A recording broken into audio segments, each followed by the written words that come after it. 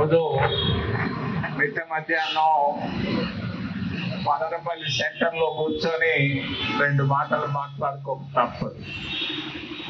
చంద్రబాబు నాయుడు జిల్లాలో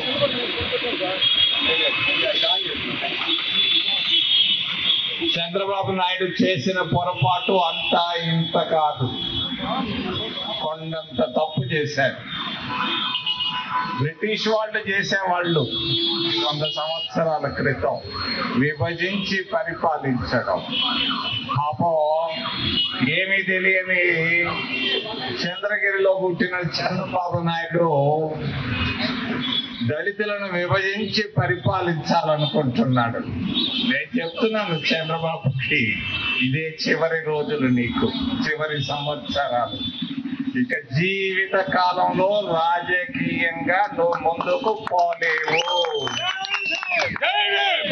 నేను చెప్తున్నాను, నేను చెప్పిందల్లా జరిగింది గత 40 సంవత్సరాలుగా.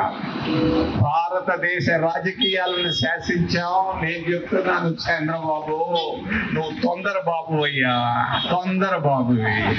నీకు తల లేదు, తోక లేదు, ఆలోచన లేదు, ఏమీ లేదు. నీకు కావాల్సింది అధికారం, అధికారం, అధికారం, అధికారం.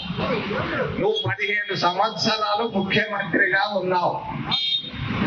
నేను అడుగుతున్నా, సొంత జిల్లా కదా మదనపల్లికి నువ్వేం చేశావు చంద్రబాబు? ఒక చిన్న చుట్టన్నా నాటేవా? మదనపల్లిలో నువ్వు 15 సంవత్సరాలు ముఖ్యమంత్రిగా వచ్చి ఒక చుట్టన్నా నాటేవా? మరి కష్టపడి 100 సంవత్సరాల క్రితం ముఖం తెలియని వాళ్ళు ఈ మదనపల్లికి వచ్చి క్షయ కేంద్రాన్ని మొదలు పెట్టారు. క్షయ కేంద్రం. క్షయను ఆ రోజుల్లో చాలా కష్టమైనటువంటి జబ్బు. ఆ జబ్బు నియంత్రించేదానికి బయట దేశాల నుంచి మిషనరీలు వచ్చారు. వాళ్ళు కొంత భూమిని ఇక్కడ తీసుకొని చేశారు సేవ. అంతా ఇంత సేవ కాదు. ఆ సేవ చేసిన భూమిని నువ్వు అమ్ముకోవాలని చూస్తున్నావు. నేను ఇది తప్పు ఏలెత్తి చూపిస్తున్నా.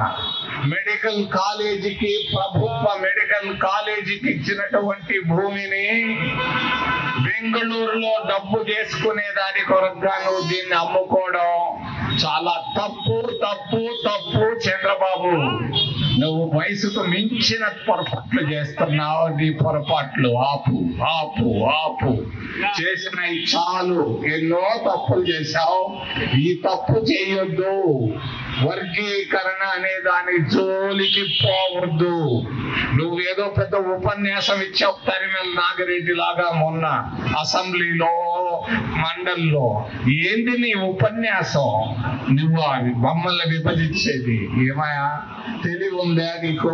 కొంచెం తెలివి ఉంటే కూడా ఆ విధంగా మాట్లాడవు.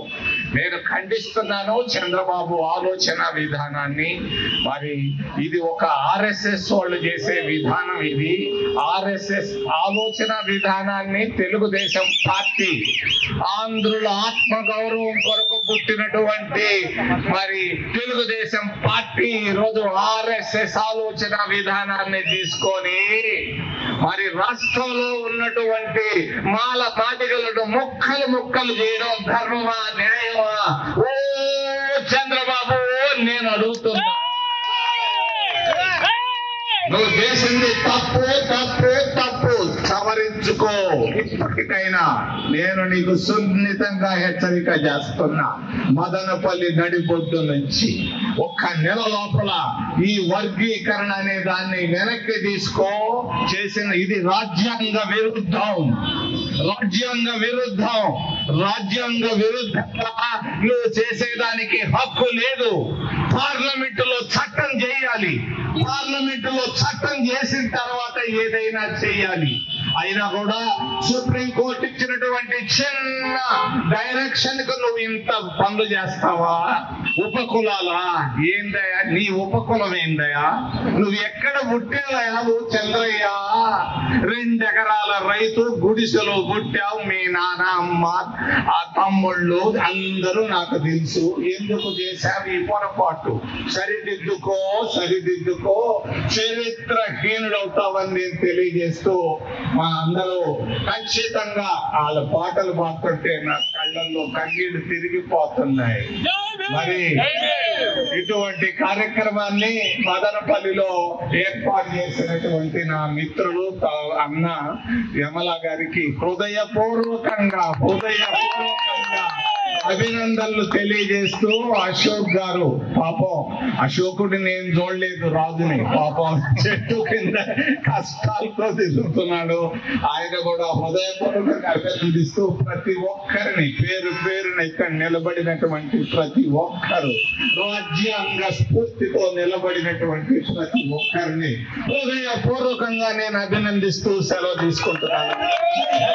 తెలుగులో ఫాస్టెస్ట్ న్యూస్ ఇప్పుడు కొత్త అవతారంలో 5 సెకండ్లోనే పూర్తి వార్తా సమాచారం మీ చేతిలో. సోషల్ మీడియా ట్రెండ్స్ మీ కళ్ళ ముందుకే live TV and voice search options తో ఇప్పుడే డౌన్లోడ్ చేయండి. యాప్ లింక్ డిస్క్రిప్షన్ లో ఉంది.